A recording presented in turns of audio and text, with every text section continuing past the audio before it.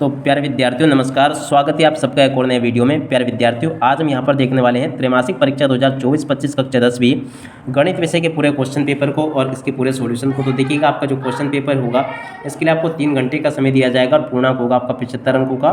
तो यहाँ से आप सब लोग अपने पेपर को देख लें और पूरा का पूरा इसको समझ भी लें। ये यहाँ पर आपको निर्देश दिए गए हैं, तो आप सब लोग इन निर्देशों को पढ़ लीजिएगा और पूरा का पूरा इनको समझ भी लें। और इसके अलावा देखो, यहाँ पर आपसे सही विकल्प पूछे जाएंगे। AP 3 1 - 3 का सारवंतर, तो देखो ये माइनस का 2 आ जाएगा। बहुपद x² - 3 के शून्य, तो देखो प्लस माइनस √3 आएगा। उसके अलावा त्रिभुजों DEF और ABC में कोण B बराबर कोण E और कोण F बराबर कोण F तथा C तथा AB बराबर 3DA है, तो त्रिभुज है, तो देखो समरूप परंतु सर्वांग सम नहीं। तीसरे का राइट आंसर आ जाएगा। समीकरण x² + x - 2 बराबर 0, तो देखो के 2 वास्तविक मूल होंगे। उसके अलावा देखो प्रश्न नंबर 5, यदि A1 A2 बराबर है B1 B2 के और B1 B2 बराबर है C1 C2 के, तो समीकरण निकाय का कैसा हल होगा? तो देखो अनंत अनेक हल होंगे इसका राइट आंसर ये आएगा। 4 और 7 का महत्तम समापवर्तक 1 आएगा।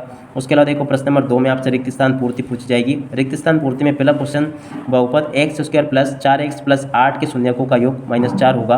किन्हीं दो धनात्मक पूर्णांकों a और b के लिए LCM गुणा HCF बराबर क्या होगा? a गुणा b होगा। ये इसका राइट आंसर ये होगा। एक द्विघात समीकरण में बहुपद के अधिकतम शून्यक होते हैं 2। और इसके अलावा समांतर श्रेणी 2 4 6 का nवां पद 10वां पद, तो देखो 10वां पद आपका 20 हो जाएगा। भाज्य बराबर भाजक गुणा भागफल प्लस शेषफल यहाँ पर आपका आ जाएगा। सभी व्रत होते हैं समरूप होते हैं। यदि द्विघात समीकरण ax² + bx + c बराबर 0 की विभक्तिकार का ऋणात्मक समीकरण के मूल होंगे, वास्तविक नहीं होंगे। तो यहाँ से आप सब लोग उनको देख लें। अब चलो जल्दी से हम आगे बढ़ते हैं, आगे के आपके पेपर को देखते हैं और उसके पूरे सॉल्यूशन को समझते हैं। अब देखिएगा, आगे आपके पेपर में प्रश्न नंबर 3 में जोड़ी पूछी जाएगी। अब देखो जोड़ी का मिलान आपको कैसे करना है। पहला क्वेश्चन देखते हैं, ax + b, इसकी जोड़ी मिल जाएगी रैखिक बहुपद से। दूसरे नंबर की जोड़ी का मिलान इससे हो जाएगा 2 से। और तीसरे नंबर की जोड़ी का मिलान अनंत से कर लेना है। x3 की जोड़ी का मिलान त्रिघात से हो जाएगा। x² + bx + c बराबर 0 की विभक्ति कर, तो देखो b² - 4ac। और श्रेणी में nवां पद, तो देखो nवें पद के लिए ये वाला सूत्र यूज होता है। तो यहाँ तक के सभी क्वेश्चंस को आप लोगों ने देख लिया। प्रश्न नंबर 4 को देख लो, जिसमें कि आपसे इस प्रकार से एक शब्द या फिर एक वाक्य में उत्तर पूछे जाएंगे। तो चलो जल्दी से हम एक शब्द या फिर एक वाक्य में उत्तर को देखते हैं। पहला क्वेश्चन, समरूप आकृतियों का एक उदाहरण। देखिएगा, समरूप आकृतियों का एक उदाहरण होगा वर्ग वृत्त समबाहु त्रिभुज, इसका एक उदाहरण है। ठीक है ना, एक लिखना, कोई भी एक लिख देना। इनमें से 3 आकृतियाँ होती है, वर्ग वृत्त और समबाहु त्रिभुज। रैखिक समीकरण युग्म का लिए प्रतिबंध नहीं होने के लिए प्रतिबंध, तो देखो A1 A2 बराबर है B1 B2 के, मगर B1 B2 बराबर नहीं है C1 C2 के।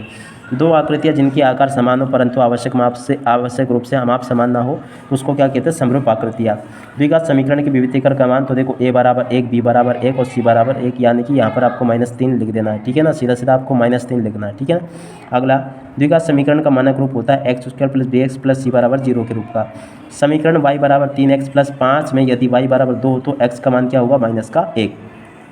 और इसके अलावा इसमें पदों की संख्या बतानी थी, इसमें 19 पद होंगे। उसके अलावा देखो प्रश्न नंबर 5 में आपसे सत्य असत्य पूछे जाएंगे।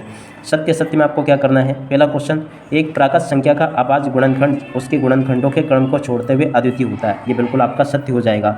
घात 1 के बहुपद को द्विघात बहुपद कहते हैं, असत्य होगा। सभी सर्वांग सम आकृतियाँ समरूप होती है परंतु इसका विलोम सत्य नहीं है, ये भी आपका सत्य होगा। एक द्विघात समीकरण x² + bx + c बराबर 0 में 2 भिन्न वास्तविक मूल होते हैं यदि b² - 4ac बराबर 0 नहीं हो, तो देखो ये भी आपका सत्य हो जाएगा। पांचवा क्वेश्चन, A1 A2 बराबर नहीं है B1 B2 के, इस स्थिति में रैखिक समीकरण युग्म को संगत होगा, तो देखो ये भी आपका सत्य होगा। बहुपद x² + bx + c के शून्यकों का गुणनफल c/a है, ये भी आपका सत्य होगा। देखो इस प्रकार से आप सब लोग यहाँ से सत्य सत्य को देख लो। और उसके अलावा देखो प्रश्न नंबर 6 को पढ़ लें। प्रश्न नंबर 6 ये लिखा है, 7 ये लिखा है, 8 ये लिखा है। इसी प्रकार के क्वेश्चंस होंगे जो कि आपके पेपर में परीक्षा में आपसे पूछे जाते हैं। और उसके अलावा देखो आगे बढ़ते हैं, इन क्वेश्चन को देखते हैं। देखो प्रश्न नंबर 7 को यहाँ से देख ले, प्रश्न नंबर 17 को यहाँ से देख ले, 18 को यहाँ से देख ले। 19वां क्वेश्चन यहाँ पर आपको दिया गया है, प्रश्न नंबर 20 से लिखा है। 21वां और 22वां और 23वां क्वेश्चन ये यहाँ पर आपको दिए गए हैं। तो आप सब लोग प्यारे विद्यार्थियों यहाँ से इन प्रश्नों को देख लीजिएगा ताकि आपको सभी के सभी क्वेश्चंस और उनके आंसर अच्छे से समझ में आ सके। टोटली यहाँ तक के सभी क्वेश्चंस मैंने आपको बता दिए। उम्मीद करता हूँ कि आप सब लोगों को सभी के सभी क्वेश्चंस और उनके आंसर समझ में ज़रूर आ गए होंगे और आप सब लोग अपनी परीक्षाओं के पेपर में इनको पूरा का पूरा लिख कर भी आ जाओगे। अब इसी के साथ में इस वीडियो को यहीं पर पूरा करते हैं। नमस्कार, जय हिंद, जय भारत।